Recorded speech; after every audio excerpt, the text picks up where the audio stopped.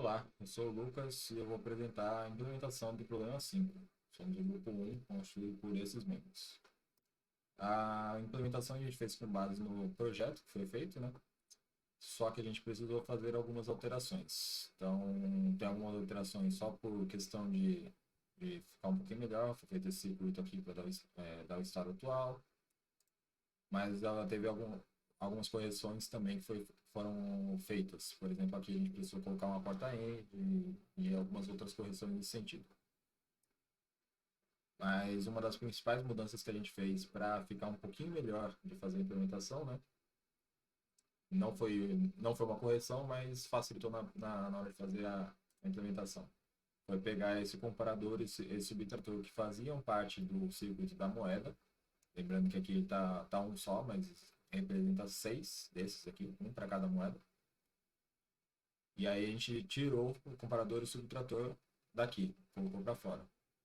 De forma que só tem um comparador e um subtrator e só tem um sinal saindo aqui, e não 6 sinais saindo de tamanho D, assim como só tem um sinal de VT de 10 bits entrando.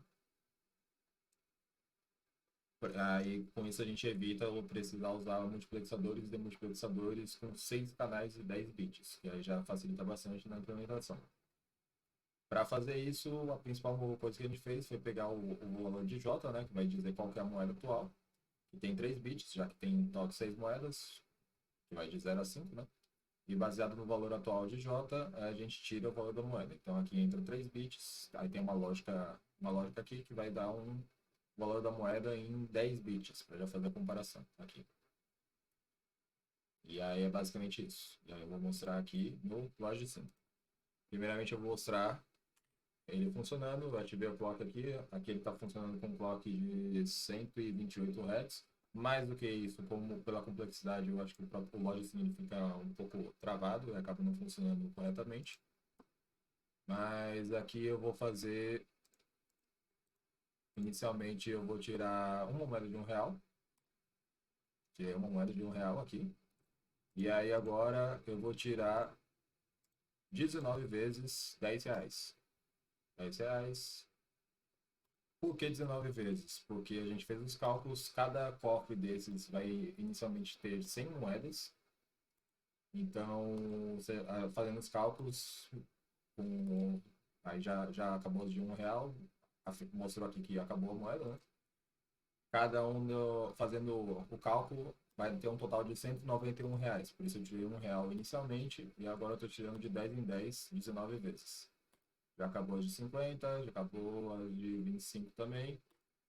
E a gente vai perceber que vai dar certinho acabar todas as moedas de todos os cofres. Pronto. Acabaram todas as moedas de todos os cofres certinho. E agora ele, qualquer valor que eu botar aqui para ele de entrada, se eu botar para dar o troco de 1 centavo, ele vai para o teste, vai ver que não tem moeda e vai voltar para o standby esperando. Detalhe que eu não comentei é que enquanto ele está em teste ou em troco, ou seja, enquanto ele está tentando fazer alguma coisa, ele vai estar com o LED ligado, mostrando que tá tentando fazer alguma coisa, certo? Então, aqui explicando os ciclos de forma rápida. Aqui eu vou ter um botão síncrono, que quando eu apertar, mesmo que eu continue segurando, ele só vai mandar o sinal durante um clock. Rapidamente. Inclusive essa saída do botão síncrono, ela tá vindo pro bloco de controle para controlar o estado, né? E também está dando clear nesses contadores aqui que eu coloquei para a gente conseguir ver quantas moedas estão saindo. Então, são contadores de 7 bits. Okay? Aqui eu tenho o bloco de controle, que eu já vou mostrar como funciona, o registrador de estados e o bloco operacional. Então, vamos começar aqui pelo botão síncrono. É uma lógica bem simples, que permite que ele só mande o sinal por um clock depois que eu mando, e depois ele volta a zero e só vai voltar a habilitar novamente quando eu zerar o T de novo. O bloco de controle, aqui foi feito um mapa de Carnot, né? Baseado nas 5 entradas que a gente tem para dar o estado atual. Esse estado atual e o LED, vai ter como sair do LED, né, para ele dizer, e o estado atual vai ser usado para a gente saber lá nos outros blocos. Como o LED vai estar ligado nos dois últimos estados, é os dois estados em que esse aqui vai estar ligado. Então é a mesma lógica tanto para o LED quanto para esse bit. O registrador de estados é um registrador simples de 2 bits. Tem um total de 4 estados, né? Sinal de estados, a gente vai pegar. Inclusive, eu não comentei aqui, mas aqui eu tenho o sinal de estados. Aqui ele está só para mostrar para a gente visualizar em qual estado ele está. Mas ele tá sendo, esse mesmo circuito está sendo usado dentro do bloco operacional. Então, aqui no sinal de estados, a gente vai pegar esses 2 bits e vai ligar o estado em que ele está atual. Então, setup, standby, teste e troco. Certo? E aí a gente vai para o bloco operacional, que é onde está acontecendo a mágica, digamos assim.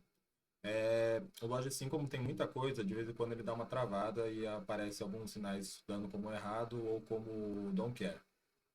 Mas, de modo geral, ele está funcionando corretamente, não tem nenhum problema. É só porque, realmente, como tem muita coisa, às vezes ele dá uma travada. Aí seria só fechar e abrir de novo, mas por enquanto a gente não vai se preocupar com isso.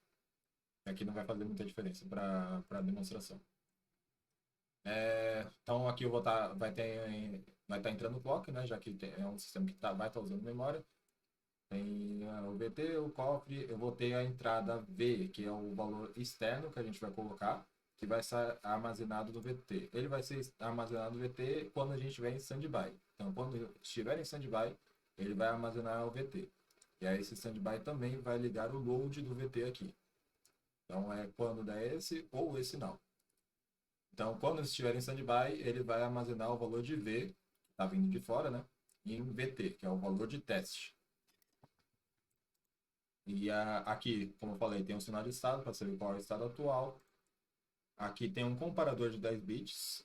Sim, deixa eu mostrar o VT primeiro. O VT basicamente é um registrador de 10 bits com um enable. Então, o enable é um MUX com 10 bits e dois canais, né? Em que quando ele está com load em 0, ele vai receber a própria saída de forma que ele não altera o valor. E aí ele só vai alterar o valor quando o load ligar, que ele vai receber o valor vindo de fora. O registrador de 10 bits é um registrador simples, e com 10 flip-flop tipo D, né? Comparador de 0 que está lá usado é basicamente uma porta NOR, com 10 entradas. Por que a gente preferiu fazer assim ao invés de botar a porta do lado de fora? Porque para ficar visualmente mais fácil, principalmente na hora de transformar o VHDL. Então aqui a gente sabe que é um comparador de 0 e não simplesmente uma porta lógica que a gente vai ter que pensar o que essa porta lógica vai estar fazendo com o sinal. Então, é um comparador de 0 que manda um sinal. Fica mais simples de entender assim. Então vai ter alguns circuitozinhos desses que são, na verdade, só porta lógica, mas que a gente usou para facilitar a visualização. Aqui vai ter o cofre, né? Que é onde vai estar acontecendo quase tudo. E aí tem as entradas, ele vai estar como entrada os 4 estados, que a gente vai precisar saber qual estado está para saber, né? Aqui vai estar dizendo quais os cofres vazios e quais os sinais de que tá liberando uma moeda naquele cofre. Então, do primeiro, segundo, por aí vai.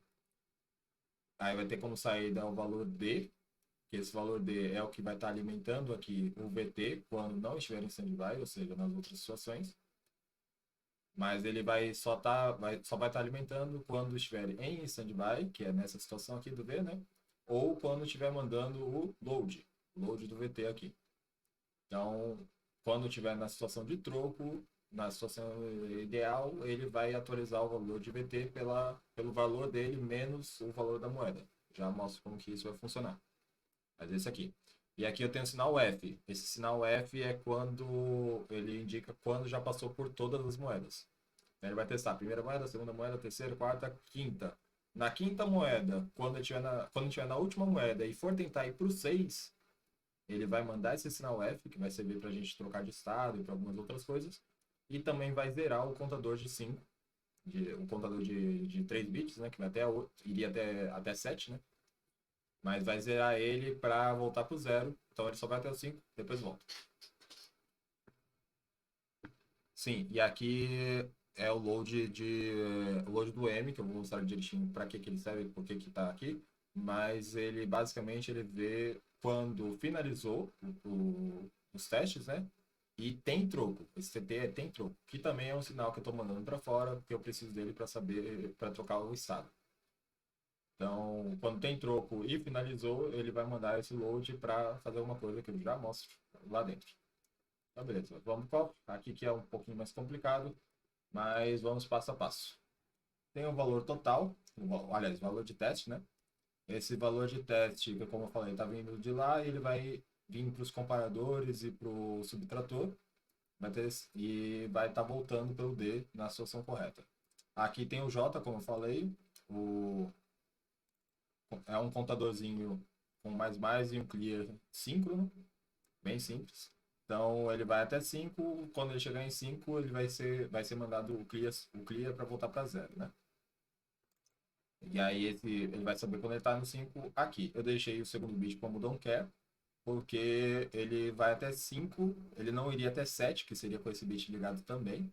Ele não vai até 7 porque ele vai zerar no 5. Então eu deixei como don't care porque não importa. Certo?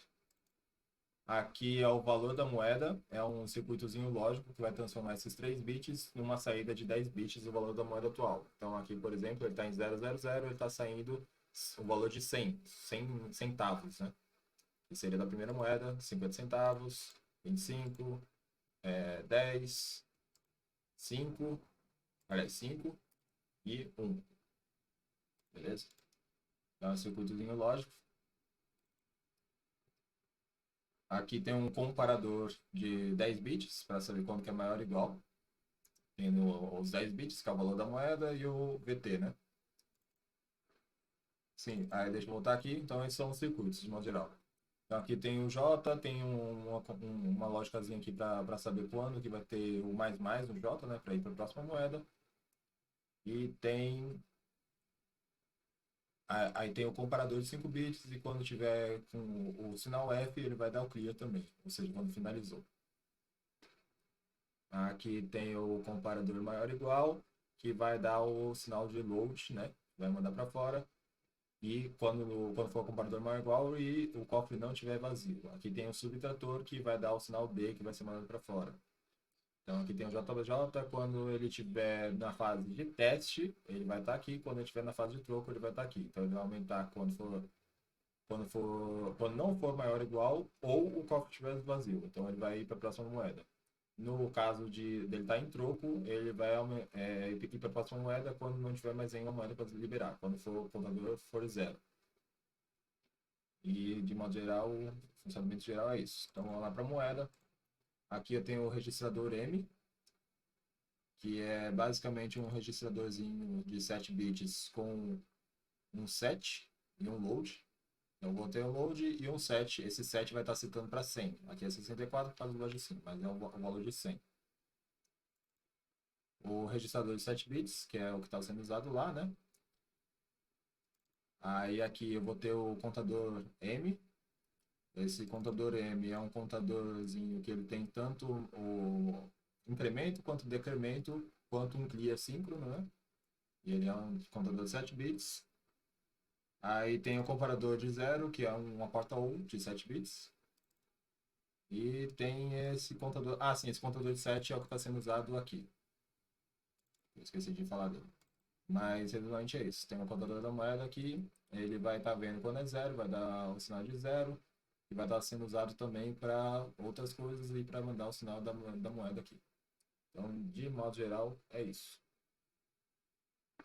Aí ele vai estar entrando aqui, né? Para saber se está no troco, se vai dar mais. Vai estar vindo de fora da moeda e aqui ele vai estar executando para saber quantas moedas ele vai precisar liberar no final. É isso.